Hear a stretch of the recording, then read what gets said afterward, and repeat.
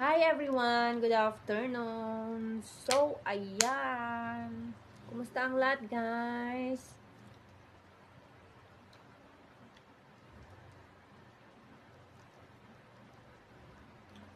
Ayan guys, meron akong sasabihin. So, ayun, nakukulitan kasi ako sa mga tanong ng tanong. Diba? Parang hindi sila, sabi nila supporter daw sila, pero parang hindi sila nanonood ng mga videos ko. Kasi ilang ulit tatanungin, taga saan ako, ano ako, 'di ba? Ulit-ulit, ulit-ulit. Eh, palagi ko naman sinasabi dun sa mga videos ko. Oh, last na to. Wala nang magtatanong. Pakinggan yung video na to. So, ako ay taga Bicol ngayon. Pero hindi ako pure Bicolana. Ilocana po ako. Pinanganak ako sa Cagayan Valley. So, medyo matagal na rin akong hindi umuwi sa amin. So, last na umuwi ako dun is year 2019 before mag-pandemic. So, dapat 20 kasi ang pandemic is 2020, di ba? Eh, tama ba? O, 2020. Dapat kami doon, babakasyon kami ng Cagayan Valley ng 2020 kasama nung namatay kong ex-boyfriend, si Mike. So, dapat uuwi kami nun dun sa Cagayan, like for 1 month vacation doon. Kaso, inabutan kami ng pandemic. Kaya hindi kami natuloy. Kasi dapat May uuwi kami ng Cagayan. Nag-start ang pandemic by March 2020. So, hindi na kami natuloy doon. Kaya yun. Yun na yung last na umuwi ako ng Cagayan Valley. So, ang pumupunta na lang dito, si mother ko. Yun.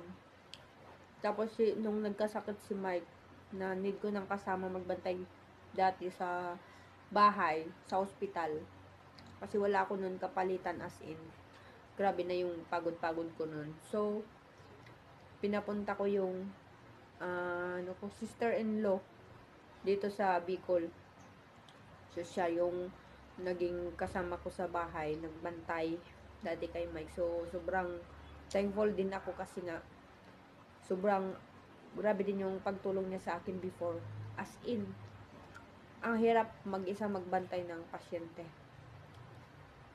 Kasi, bubuhatin ko siya nung dati. Ganun, basta, ayoko nang makalala yung nakaraan. Kasi, nakakaiyak. So, grabe din yung pinagdaanan ko and alam yan ng mga nakakakilala sa akin. So, kahit wala na si Mike, namatay na siya last month. Pero yung lahat ng parang memories, alaala, nandun pa. So, hindi naman yun agad-agad nabubura eh. Kasi, we've been together for 7 years. 7 years kami na live-in partner. Kaya yun. So, yung mga nakakakilala sa akin, sa amin, ayun. Alam nila yung pinagdaanan ko, lahat ng sacrifices ko, ano nangyari, ganun. So, okay na yun. Past is past. Importante ay nagmo-move tayo, nagmo-move forward tayo. Hindi move backward, diba? So, that's life. So, yun. Bakit kasi napunta ako doon, 'di ba? Ang haba ng ang tanong lang naman ay yung taga saan ako. Kasi ulit-ulit, lagi ko na lang sinasabi, bakit hindi nila naiintindihan? Hindi ata sila nanonood ng mga videos ko.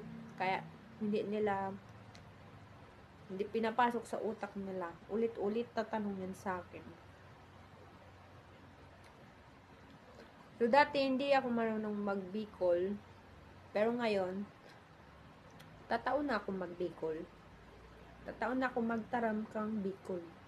Kadto, day ako tatao. Ngunyan, since ang mga tao, igdi ay nagtataram ng Bicol, of course, dapat tatauman kita mag-Bicol, di ba? So, ayun, minsan nga, parang pag kinakausap ko na yung family ko sa Cagayan, nagtataram na ako kang salita dito sa sa Bicol.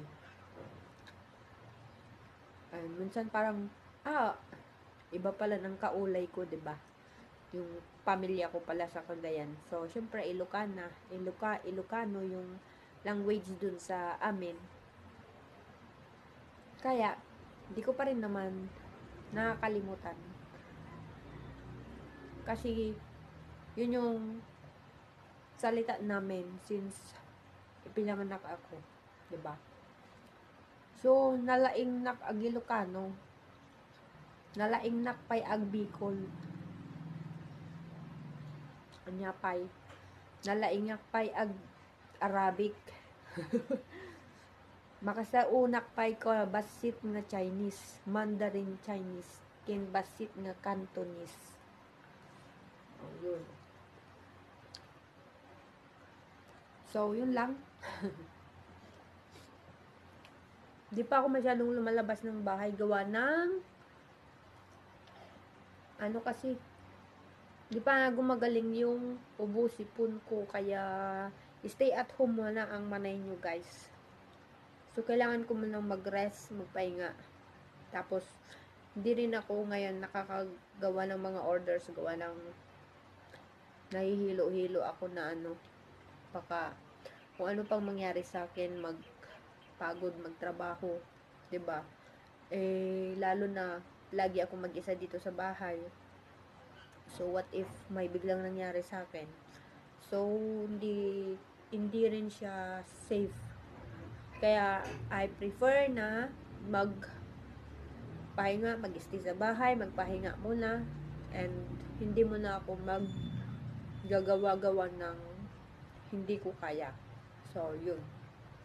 Sa ngayon, kain, pahinga, tulog muna ako. So, sabi nga nila, aanin mo naman ang pera kung magkakasakit ka, diba? So, importante ngayon yung health natin kaysa sa pera. Kasi, ang pera, nahahanap yan. Nahahanap lang yan. Pero yung health natin, kailangan natin alagaan. Kasi iisa lang yung katawan natin. Kaya, we need to be careful palagi sa ating health. Ganun. So, yun guys.